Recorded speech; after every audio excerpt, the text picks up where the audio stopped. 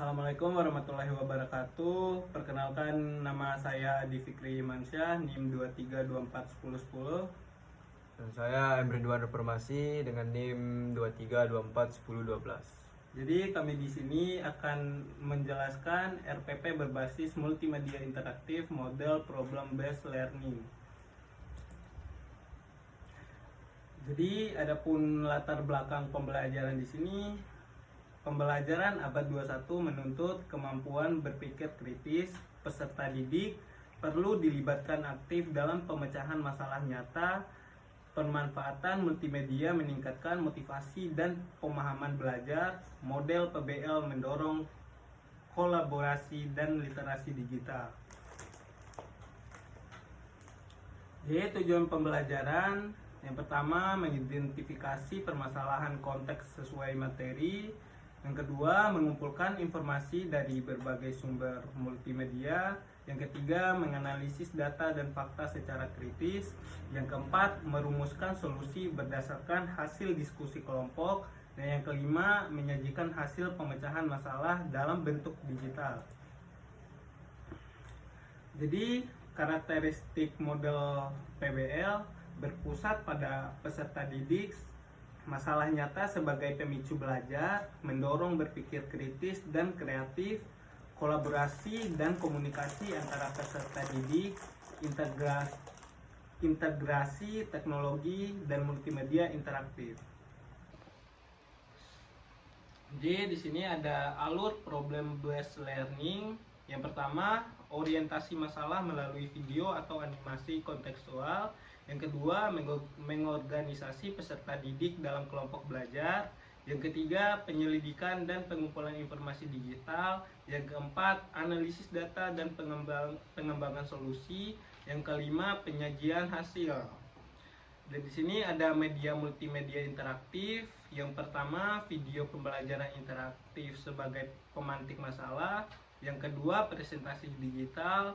Yang ketiga, animasi atau simulasi sesuai materi. Yang keempat, Google Classroom sebagai pendukung pembelajaran. Yang kelima, sumber belajar online yang relevan dan terpercaya. Adapun peran guru dalam PBL, yang pertama merancang masalah kontekstual, yang kedua menyediakan media multimedia pendukung, yang ketiga membimbing dan memfasilitasi diskusi kelompok, yang keempat melakukan observasi dan penilaian proses belajar, dan yang kelima memberikan umpan balik dan refleksi. Dan di sini ada peran peserta didik. Yang pertama, aktif mengamati dan memahami masalah.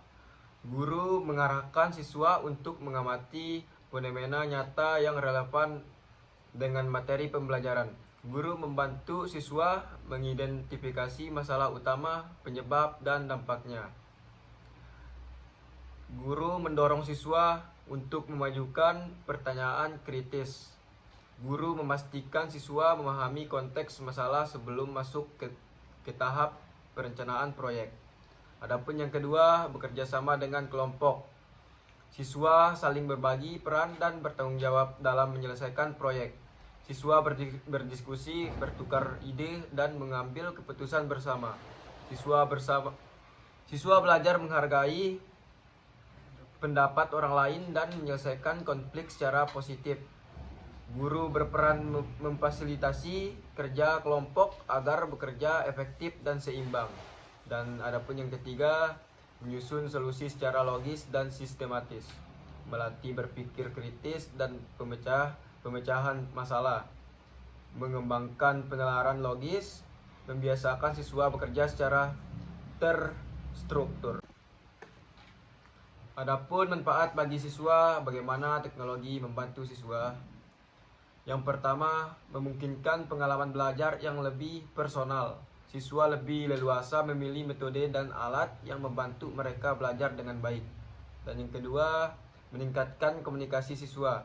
Siswa memiliki akses dan berbagai saluran yang memungkinkan mereka untuk berkomunikasi dan berkolaborasi dengan guru dan sesama siswa. Dan yang ketiga, membantu siswa bersiap untuk masa depan. Siswa dibekali untuk menyongsong masa depan yang syarat teknologi dan akan mudah beradaptasi. Lanjut, saya di sini akan menjelaskan kesesuaian dengan supervisi dan akreditasi. Yang pertama, menerapkan pembelajaran aktif dan inovatif. Yang kedua, mengintegrasikan TIK dalam pembelajaran. Yang ketiga, mendukung penguatan HOTS dan literasi digital. Yang keempat, sesuai standar proses dan penilaian pendidikan.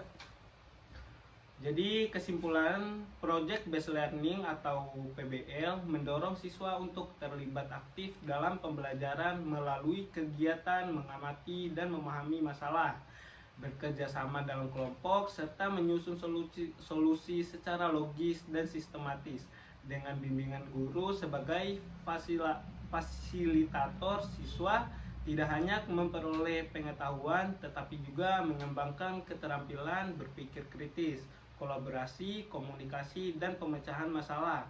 Pembelajaran menjadi lebih bermakna karena berangkat dari permasalahan nyata dan melatih siswa menghadapi tantangan kehidupan sehari-hari. Dan yang terakhir, penutup. Yang pertama, RPP berbasis multimedia interaktif. Yang kedua, model PBL sebagai solusi pembelajaran abad 21. Dan yang ketiga, siap diterapkan dan disupervisi. Dan keempat, mendukung peningkatan mutu pembelajaran. Sekian presentasi dari kelompok kami. Wassalamualaikum warahmatullahi wabarakatuh. Turnuhun.